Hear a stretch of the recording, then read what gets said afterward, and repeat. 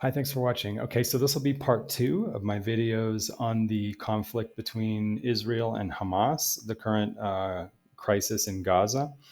And the last video I did, I was sort of talking about the long history. And in this video, I'd sort of like to talk about what I think about the present and possibly the future. Okay. I said in the last video that I'm not hopeful. I am not hopeful for any near-term peace in the Middle East. In fact, I don't even see peace in the Middle East, even in the medium term. Who knows about the long term? But I don't. If you were to go ahead, let's say 5 or 10 years, I think the idea of having peace in the Middle East is I would be very surprised. Um, but in any case, what do I think of the actual current situation? Okay, I'll say right now. Okay, I am very sympathetic. Okay, I'm sympathetic to both sides to a point. Okay, but my sympathy is very limited for both sides. Okay, I have to admit, because I think that on both sides, and I'm not just talking about the Palestinians, I'm talking about specifically Hamas, and Israel. I think on both sides, I think the thing that I see missing on both sides is honest, good faith. Okay, the terrorist organizations in the Middle East. We have to be very careful. It's just like what we were saying yesterday. What I was saying yesterday in the last video about the Jewish people. Okay, when you see actions taken by Jewish leadership. Okay, we want to sort of unconsciously we want to attribute that to the Jewish people generally. That's an expression of what Jewish people feel or how Jewish people, attitudes of just Jewish people generally. It may be that to some extent, Jewish leadership may represent some kind of majority, maybe to a point. But likewise with the Palestinians, I think it's a huge mistake to assume that what some radical terrorist organization does necessarily represents the mainstream of Palestinians. So, in a sense, I think the real losers here, the real losers are both the normal, invisible Israelis, just the anonymous, everyday Israeli people, and the anonymous, everyday Palestinians, because more than likely, they're both of these populations are being represented by kind of polarized, kind of extremist leadership. Okay, and I will say, that while groups like Hamas, groups like Al Qaeda, whatever, they're clearly terrorist organizations. I mean, I don't, just because they're blended and they also have humanitarian, aspects, doesn't mean that they don't participate in terrorism.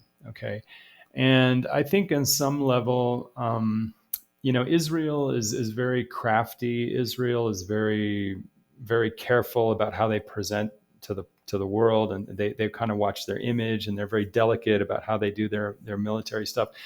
But I think Israel, on some passive level, like on some passive aggressive level, I think if they don't engage in terrorism, I think they do engage in bad faith military tactics. Okay, and so basically, I want to say that I have some sympathy for the Palestinians in the sense that, being a Palestinian, and let's just say a non-combatant Palestinian, just Palestinians who are not part of any terrorist organization, just honest to goodness, just random, anonymous, everyday Palestinians, living in Israel is very hard, especially if you live in the West Bank or if you live in Gaza.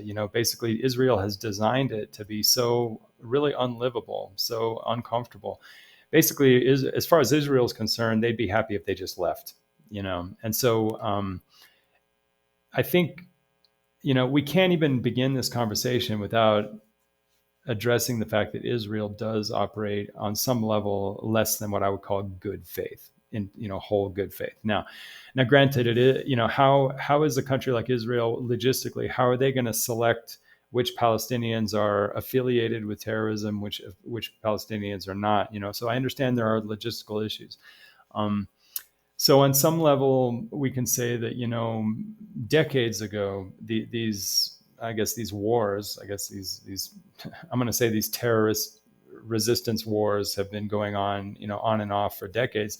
So in a sense that, I guess you can't really blame Israel. You can't really blame them for being maybe a little hyper vigilant about their security, Um, I think I think Israel can be criticized for maybe being a little bit, maybe they play dirty.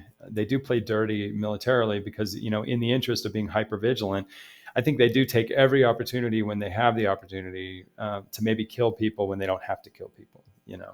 I saw a video, of the October 7th, sort of like the aftermath of the October 7th attack, where apparently there was a Hamas boat that was sunk in the harbor, and some of the crew members had escaped the boat and they were just trying to swim to safety. And I think that if the U.S. military were engaging an enemy like that, and if the crew members had ended up swimming, after their boat was sunk, I think U.S. military would arrest them and make them prisoners of war. Whereas the Israelis, they just shoot them in the water. These people that are just swimming away from their disabled boat. So I think even if you want to be military, you want to be hardcore, you want to be hyper vigilant. I think Israel does take sort of every opportunity just to crudely kill people when they don't always have to. And I think it's sort of on the level of what we see in the U.S., where police, they're trained, where if you just see somebody reaching in their pocket in a suspicious way, you can just massacre them. As opposed to maybe there may have been a time, decades ago when cops in the U.S. might have tried to shoot you in the leg at worst, or done something much less than lethal. So you see this practice going on in U.S. police with at least it has happened, and you also see it with Israel, where people who have more power, who are more heavily armed, where they have I guess in the U.S., cops, they feel like criminals are the enemy, whatever. When you're dealing with, say, a less powerful enemy, if you don't have some regulation or some restraint, it's pretty easy for abuses to take place. And so I do think that Israel has abused their power. I don't think they've always fought fair. I don't even think they want to fight fair. I don't think they are even interested. Um, and so I think we can say there's bad faith on both sides. Okay, and I don't even know what to say about Israel as far as a single state or a two state solution with the Palestinians. I guess my position is that regardless of whether it's a single state or two-state solution, I think the real question is not whether it's a single state or two-state solution. I think the real question is whether Israel can sort of get over its feelings and maybe try to have good faith and, let's say, a friendlier approach, a more neighborly approach to the other people who have to share the same area, share the same geographical territory. And I guess my feeling with Israel is that they really do not put friendliness and neighborliness really high on their list of priorities. They're just very assertive, and they just want to assert, and they want to push, and they want to manipulate real estate so they can encroach as far as they can with their settlements, just provoking and just treating Palestinians basically like crap. And Israelis don't really make a lot of efforts to contain their attitude towards Palestinians. So just that attitude, it is going to be provocative. Okay. And people who deny that and say, "Oh no, that's just an attitude," they're free to, they don't have to take it personally, whatever. That's just not common sense. Common sense is when you treat people with a disdainful attitude, okay, you're gonna have problems, whether you like it or not, whether it's fair or not. So Israel, they can be passive aggressive, but isn't it funny how passive aggressive people sometimes get bit? And then they complain and point the finger. It's like, well, you could avoid that by not being passive aggressive, So I guess I don't have anything to say good about Hamas. I think what they've done is just pure terrorism. I think the same thing goes for the Palestinians. If they really want things to be better, maybe they could just take some of the abuse from Israel and just say, look, we can either fight forever or one of us can bend the knee. And maybe the Palestinians could say, look, we're not going to win this war. They could just bend the knee and say, what do we have to do to negotiate with you guys? What can we do? And at least start there. But not with this terrorism stuff. It just becomes a perpetual war. And so, I'm not saying all Palestinians. Again, this is the problem. I can't say Palestinians don't act in good faith because I don't know who represents. I mean, I only know the people that represent the Palestinians, people like Hamas, people like other organizations, but actual anonymous Palestinians, some of them may just not be interested in fighting. They're just victims basically. So I'm talking about the leadership, Palestinian leadership, people like Hamas and others. So basically, I think that what they're doing is just guaranteed to produce perpetual warfare, and so it's not in good faith from the Palestinians. I should say their leadership, the leadership that we see. It's not good faith either, and I think both sides are guilty. They're guilty, and in the end, the victims are their own people. A group like Hamas, they can't be so stupid, to engage in this kind of terrorism, basically starting another war, because this is going to be a new war. Okay, they can't not know that what they've done is putting thousands of their own people at risk, to be surely killed. So I mean, it's not just suicide; it's inducing death for their own people. What? Because of some longer struggle that they want to keep on the radar screen. Maybe they're afraid that maybe their struggle has become sort of quiet, and then the world's not watching anymore, so they need to bring it onto the radar screen. So it's like attention seeking. I mean, to think that warfare is attention seeking, to me, that's just unspeakable. And so I don't really. This is why I have very limited sympathy for both sides. Okay, I guess if I had any sympathy, it would be for the anonymous people they're not represented by their leadership. Okay, so I have sympathy for the anonymous Israelis. Okay, the anonymous Israeli people who are not interested in being passive aggressive with anybody, who want to be neighborly, who want to get along with their neighbors and get along in the region. Okay, but they're not represented by the people actually in charge of Israel. Well, then I feel sorry for those anonymous Israelis, just like I feel sorry for the anonymous Palestinians who are not represented by their terrorist leaders. Okay, so that's pretty much my position, and I guess going back to the history of Israel. Um, I would say that if you could roll back the time, I think it's very interesting that Israel was finally, I guess, established as a country. They had been occupying Palestine for decades prior to the 1940s. The Zionist program was started decades prior to the 1940s, and they had been slowly accumulating property and sort of kind of skirmishing with the Palestinians, all the way until the 1940s, and sort of building up territory in advance of establishing their country in 1947 or 48.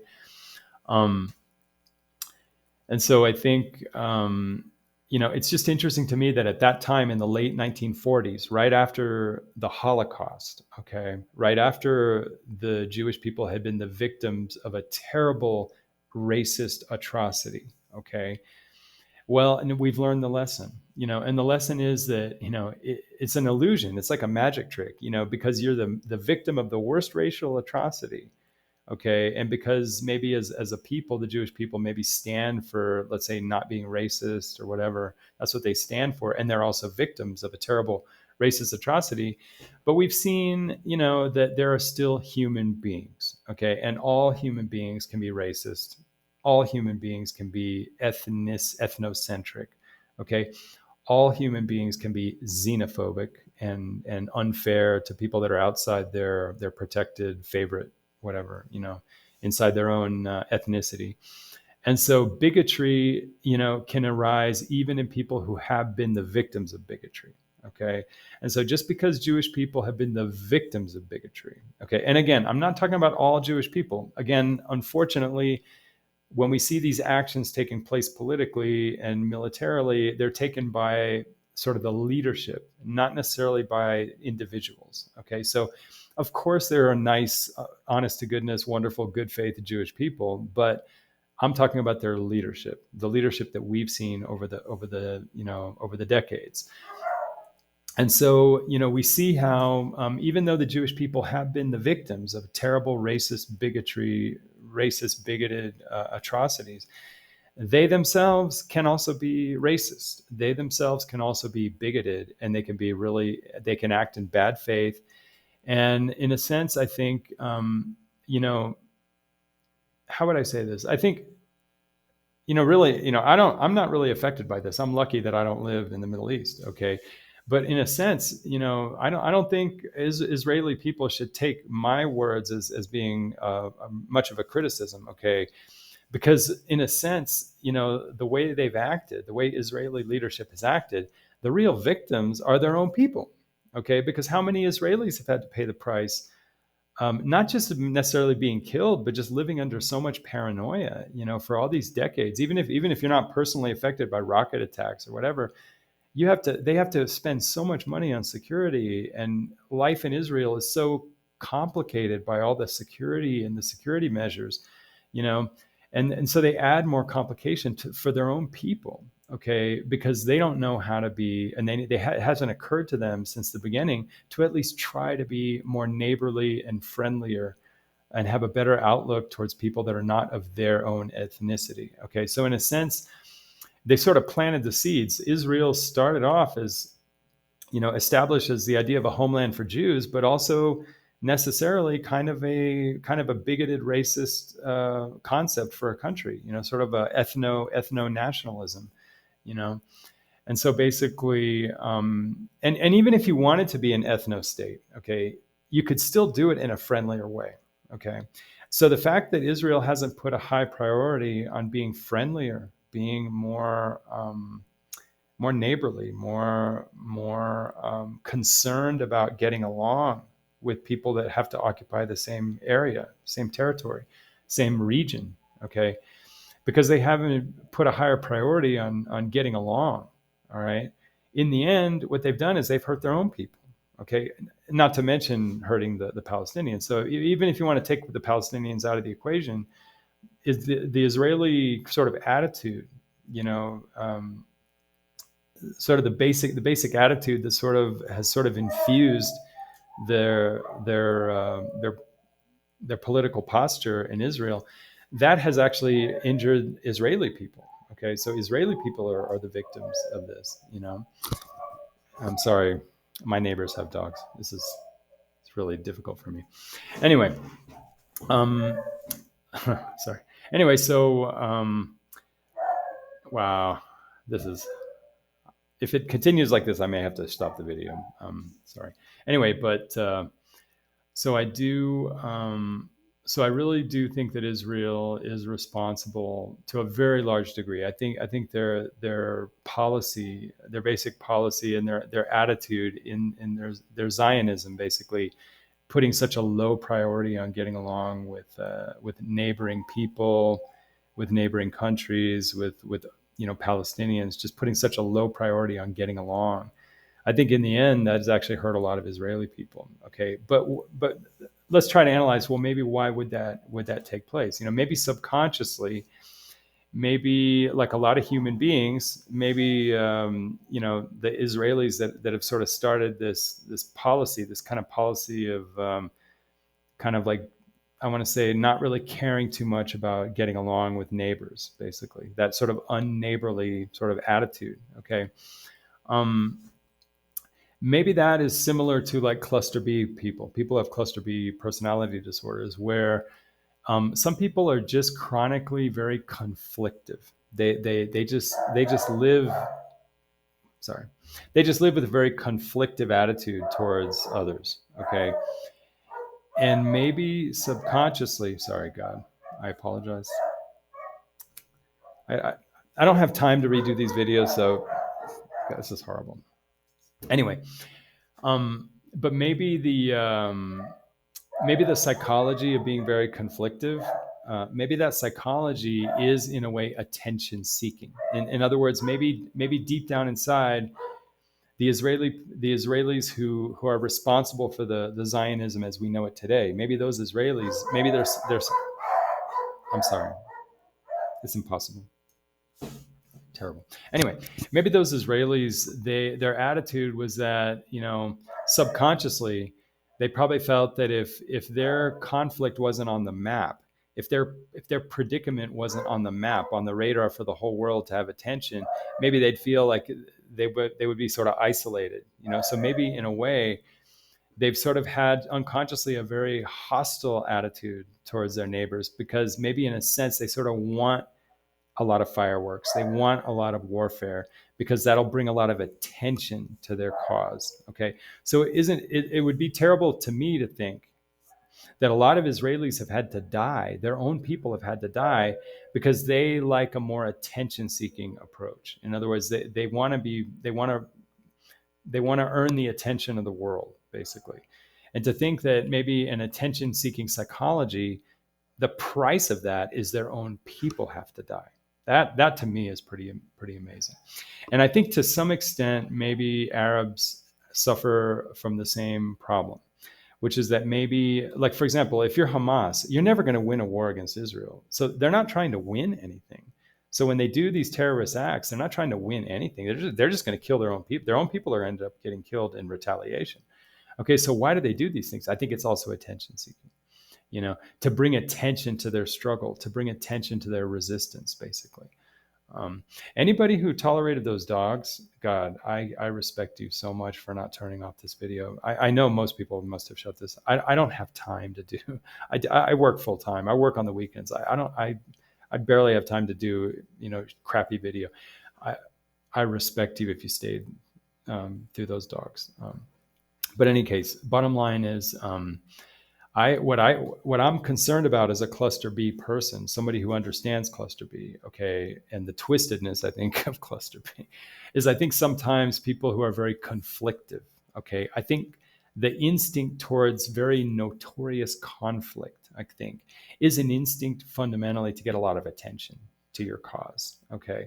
And so to think that on both sides, there's sort of an unconscious instinct for sort of big fireworks attention seeking, okay, and that their own people, like lots of them, have to pay the price for that attention seeking with their lives. To think that, to indulge in their own attention seeking policies and their own attention seeking psychology, basically their own people have to be slaughtered for that. I mean, that to me is kind of, I think you talk about psychoanalysis, to think that psychoanalysis was born from somebody like Sigmund Freud, a Jewish person, I think Jewish people and Arabs should do their own psychoanalysis because they may discover that their own attitudes, okay, carry a price, and the price might be the death of their own people, and so that to me is a little self-destructive, if to be honest. And so, when I talk about Israel and when I try to criticize them, I'm not trying to put them down, okay? I'm trying to point out how they're being counterproductive, okay? How they're being self-harming, you know what I mean? They're hurting themselves, you know what I mean? So if anything, if you want to read between the lines, you can read between the lines. Maybe I'm trying to exhort them maybe to think of another approach so that they don't have to hurt themselves. I don't live in that region. So, I have other problems in the region where I live, but I'm just saying, for Israelis and stuff, instead of taking what I'm saying as criticism, take it as an opportunity to try another approach, because in the end they suffer, but I think in some ways, I think they like the attention they get. Okay. And I think they like the attention they get. So in a funny way, I think they sort of, they can't process it because it's too much dissonance, but I think they sort of accept that they're going to lose a lot of their own people because they like the attention they get. And I think they love being this cherished pet of the United States. They love being a cherished pet, and it's a pet because they just get a lot of money, they get a lot of support, they get a lot of attention. And, that's the other problem is that, they cannot say, Israel cannot say that we are an autonomous, self-sustaining. No, they depend so much on outside support, So right there, to me, I mean, when you look at psychopathically, when you look at cluster B, you look at people who tend to be parasitic, who tend to be exploitative, whatever. I mean, there's just a lot of structural dynamics in the Israeli psychology, basically. And I'm talking about the leadership, not anonymous individuals. But there's a lot of dynamics that are, sort of attention seeking, sort of dependent, sort of parasitic, and, basically maintaining a lot of fireworks, a lot of froth, a lot of mayhem and drama because it brings them a lot of attention. And I think the same thing is true of Hamas. I think that's the problem with these terrorists is that they're not really trying to win a war. They're not going to win anything. They're just trying to get a lot of attention for the longer term because they think that'll do the most harm, I think, to Israel. So the whole thing to me is bad faith on both sides. So I have very limited sympathy. And I guess if I had to be honest, I would say I don't see any hope for things getting better unless both sides can give up their habit of wanting big fireworks attention. Okay. And giving that habit up in favor of having a more getting along attitude and putting that as a higher priority. But that would mean giving up a very deep primal instinct, which is, I think, fundamentally for attention. And maybe I'm wrong about that, but I see that. And I don't know. I think it's very fair that maybe when we look at these politics, I think it's less about, let's say, the ideologies and the chess of the politics. I think it's more about psychoanalysis. Okay, and I think there are some very bizarre self-destructive tendencies going on both sides, where the fundamental craving is that of wanting attention, wanting attention. Sorry about those dogs. I don't know what to do. Anyway, I really apologize. This is it's unacceptable.